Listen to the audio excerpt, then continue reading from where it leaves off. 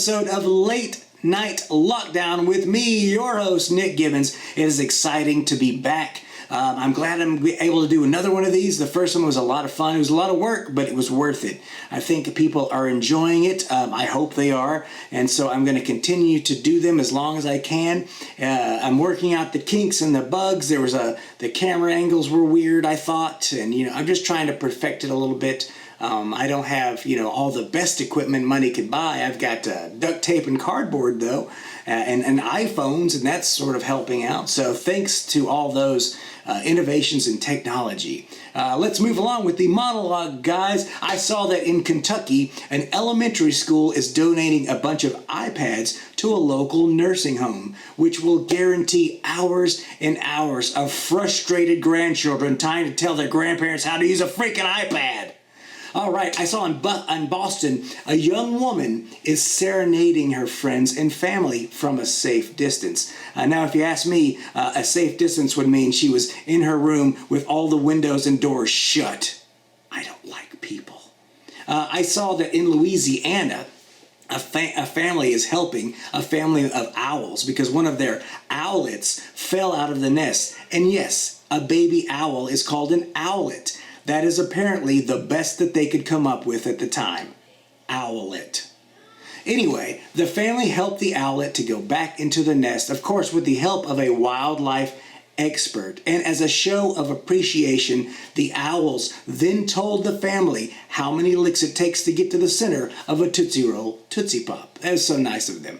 I saw that Lori Loughlin and several of the other parents involved in that college admittance case is trying to get the case dismissed because apparently the prosecutors had some extraordinarily bad misconduct during the trial or something, and Lori and them feel like they tried really hard with their defense and they worked to get it out there, and they had a lot of time and effort that they put into it, and they feel like it's just being stolen from them, like they're cheating using shortcuts, legal shortcuts and whatnot. And as she was saying this, she heard what she was saying and then slowly backed out of the room in silence.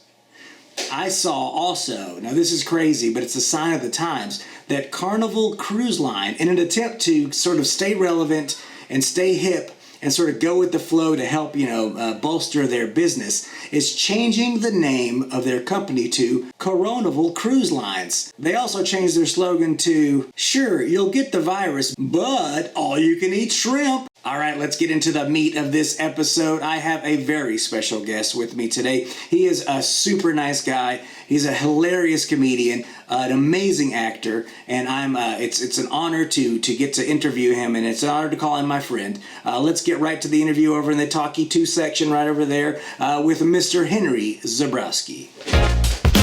All right, guys, we are here with, I'm going to say friend of mine, Mr. Henry Zebrowski? Yeah, I'm a friend of yours, yeah. Now, see how I got my brand new suit? Yeah, you got all dressed up for the show, which I... Oh yeah, man. Throw on a suit. Fucking go out to play. Well, now... See, my friend. Now that I've invited you into my talk show, I want to... Is there anything I can get for you, like a face mask or some Purell or anything? My hands are bleeding from being clean. Right? How many? So I don't need any more. How often do you wash your hands a day now? I already kind of suffer from OCD things, which is interesting because playing Gary on Pretty Face, I get covered with a lot of bullshit. But For some reason, as Gary, when I'm in the makeup, like I don't feel those feelings anymore. But when I'm home, I'm a pretty heavy hand washer. I once had a man, I was in the bathroom at an airport, and I once had a man lean over and whisper to me, "You wash your hands like a surgeon," which I didn't appreciate.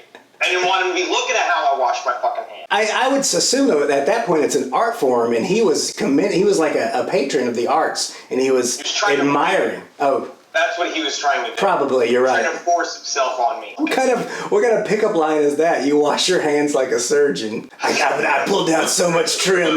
My buddy's a surgeon. He's got the hands of God. You decide who lives or dies with those hands.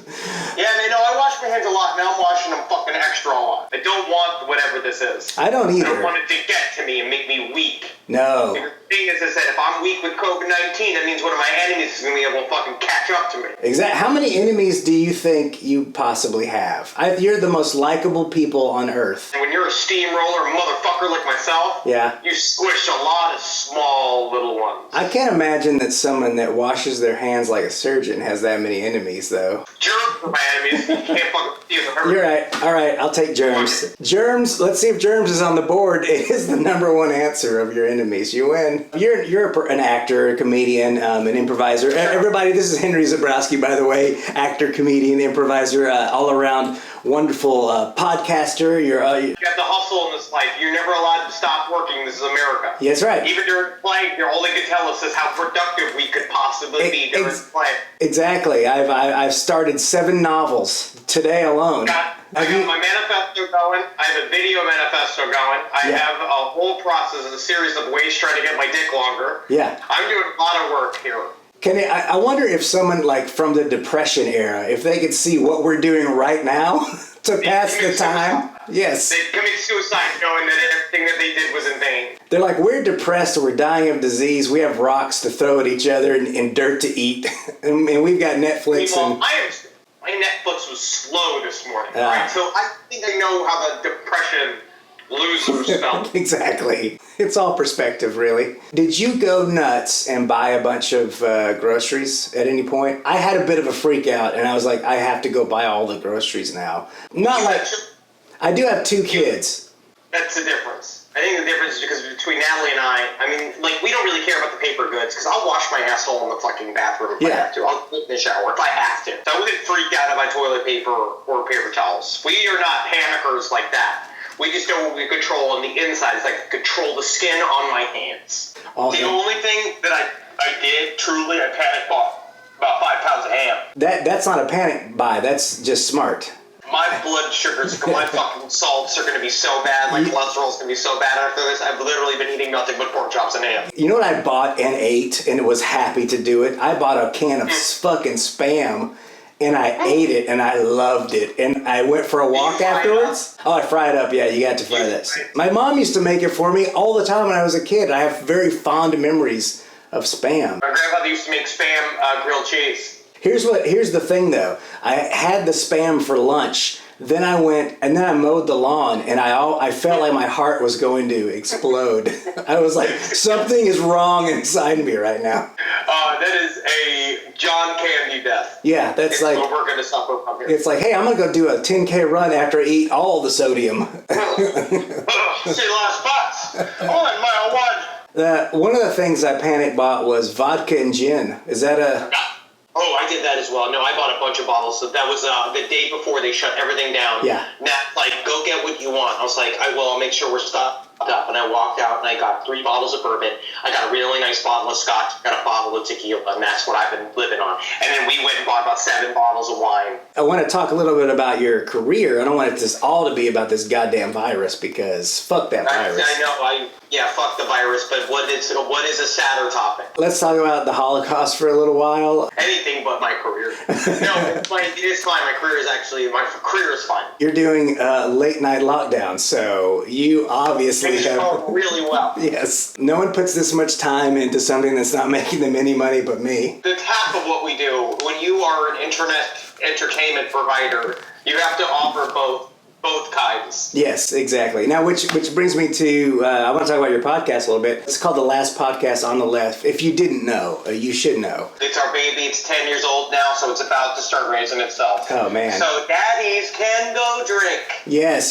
The question I wrote down on my pad here was, where did you meet those 2 yahoos that you do the show with? You love what you do, but you're not similar personality types. So it's... No, we honestly met just doing comedy in New York together. Moved to Ben Kissel's one of my co-hosts. He's tall and he's big and he's drunk all the time. And he lived with Holden McNeely, who was in a sketch group with me from Florida State University. And I met him there. And then Marcus was just a guy around. He used to record comedy shows, and then he had an internet radio show. And we just kind of met through that scene. And we just talked about the stuff that we talk about on the show very casually. And then as podcasts started to become, like, we had several people get into it, like 2009. And they were like, we can just do this. And the best part about this is that we make a show that we don't have to pitch to anybody. No one has to say yes or no to our bullshit. We could just start putting stuff out, like make our own radio. When something like that comes together, something that's so popular and so well received. We didn't do it on purpose in any way, shape, or form. Yeah. I just try to have a good time. Yeah, Literally just try to have a good time and make a show. And now we're here, and I'm fucking insanely grateful for it. The fact that it's working the way it is. Yeah. And now, I mean, I really do. I love entertaining the people. This is the closest I've ever felt to being in the USO. Yeah. Just doing shows for the quarantine. If we do stop, though, what's nice is that then maybe we'll start rising against. Yeah. You know what I mean? Yeah. Start pushing against the fucking authorities. And Exactly. now we're trying to keep things together. Yeah. We're trying to keep things sane. Yeah, we got to keep it. Yeah, someone's got to. I don't know if it's me and you, but someone's got to. I don't know if I should be the janitor of America's sanity. Exactly. I've had a fucking another thing go missing from my house. I've been having ghost activity in my house. Oh, wow. My mom watches every ghost hunting show that ever was fucking put to tape. And I used to watch them too. I stopped very recently, but I'll dive back in every now and then and be like, I gotta watch this. Yeah. No, we watch a fuck ton of them. They're so much fun. Yeah. All of them are fun. I just love that there's someone whose job it is to just walk around and go, what was that? Like that's that's it. That's all they do. I love when they do EVP. Oh yes. That's all being like, she said she killed me. Yeah. Just because you type a word on the screen underneath the sound that's being made doesn't mean that that's what it's... They are just making it say a word. Yeah. They're making it say a word. But is it a blue-white dress or is it a gold-brown dress? That's exactly what they're doing. That's also fucking psyops. Yeah. That's psyops from the fucking government. I don't know what they're trying to collect. No. They're collecting some kind of information with that shit. Yeah. I don't know what the end game is with all the things they want to control about us.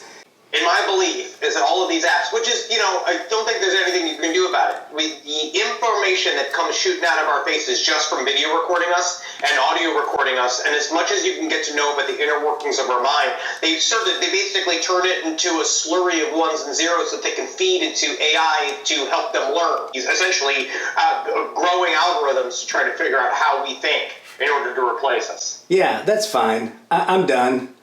Yeah. I mean, there's literally nothing else I need to do around here. I've been playing, just got downloaded Wolfenstein, so I'm going to do that. Oh, I've been playing Control. You need to get that. That's a badass game. No, let's talk about Control 2. I've heard about that. I heard it's going to scare me, though. It's not scary. No, it's not. I thought it was supposed to be scary, but it turns out it's just not scary. It's just weird and fun. So. Sexual. It's a girl. There's got to be a ton of them, but you got to do it like on the PC. I don't think you can get them on the PS4 or whatever. You're not going to get them. Waste of my goddamn money. Exactly. What else have you been doing to keep yourself busy in this time? Doing the show, watching stuff for the JFK assassination, because we were just doing a massive JFK series for the last podcast on the left. 6 episodes, is that correct? Am I correct? 6 episodes. Man. 6. We did it, almost 13 hours of JFK. Nice. Pure truth. Yeah, of course. That's all you guys spit on the podcast is true. Doing a lot of yoga. Yes, that's good. I need to I need to get some more exercise in. I've been doing treadmill in the morning, but since this all happened, my schedule got out of whack, so I got to get back in there. We're all going to have astronaut bodies after this. Just atrophied muscles and... Yes. Are you talking about the astronauts that have been in space for a couple of years? Yes. Just noodle arms and... I'm so happy to be an American. That's the only else thing as I go outside, trying to pick up a pipe from a bar after this. But no, I'm getting a lot of working out with my drinking hands. That's good. Your arms need to be strong for when we get back out there, when the bars open back up. You want to impress everybody. Back in the mix, dude. That's right.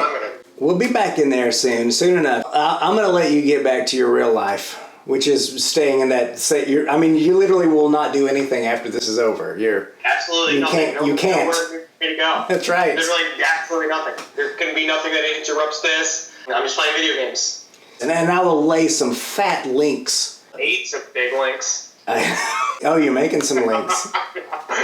Yeah, with as much ham as you're eating. I used to have a sausage maker but it was so heavy. And Natalie once watched it. My wife, Natalie, is a pescatarian. Yes. And so she once watched me. She saw literally how the sausage got made. She almost vomited. Yeah. So I got rid of it because I'm a husband. You're a good husband. That's what it's about. Getting rid of the things that you like. That's what being a husband is all about. Well, thanks so much for joining me, and I wish you the best. Stay safe out there. You stay safe in there. Yeah, you're right. I shouldn't say out there. Do not fucking go out there. There's no way to stay safe. Stay safe in there. Nothing out there but that. Stock up on aloe, stock up on Dr. Scholl's pads. Yeah. You don't know when you're going to need those. So you don't. You really stock up on those. I know. It's well, when we get out there walking again, our feet are going to be like, what the fuck is happening? And they're not going to know what to do. Curled, white, nailed feet. Yes. That have lost all blood. Yes. I think I'm going to start growing my fingernails out. I think that'll be a fun thing to do. Sexy, man. Yeah. You look like a guitar player. For a couple months, you look like a guitar player, but then you start looking like a pedophile, which is, again, who would know? You're inside your own home. All right, my friend. Thank you again, and I will talk to you later. Talk to you very soon. We will be back after this thing of some sort. Hey, you're all cooped up like a dog at the zoo. I bet you're sick and tired of staring at the same old faces every day. Am I right?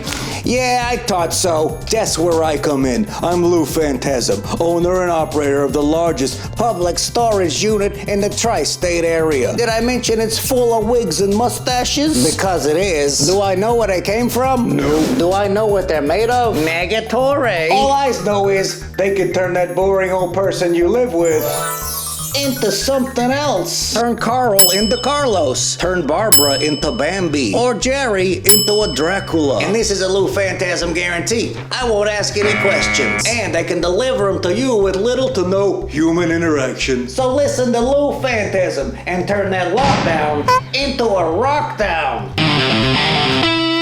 Lou Phantasm does not know basic Linux programming.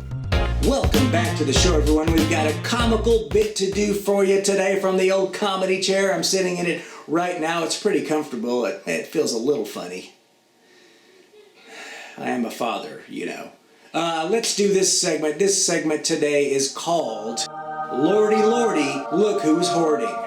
That's right. Now, when all this sort of was happening, a lot of you guys went kind of crazy. You went out to the stores and you hoarded a bunch of stuff. Some certain items in particular gone from the shelves. Still to this day, it's hard to find them. But now you're at home. You got all this crap in your house. You got stuff sticking out of the closet. You got it under the bed. You threw some of it up on the roof. It's stuffed down the chimney. What are you going to do with all this extra stuff? Well, I got some suggestions. I think you should take all your items and recreate, some tourist attractions. Like, for instance, you could take all the cans of beans you bought and build Ed and Beans Castle. It's beautiful this time of year, actually, the Ed and Beans Castle. You should go check that out. Or you could take all of that toilet paper that you bought and recreate the Great Wall of TP. You can wipe with this from space.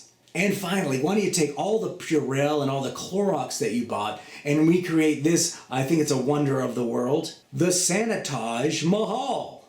All right, guys, that is the show for this week. We don't have a singing guest this week. We might have one next week. In fact, I'm working on getting some stand-up comedians to be on the show. It's going to be a lot of fun. Each week, we're working out some details. We're trying to fine-tune the show a little bit.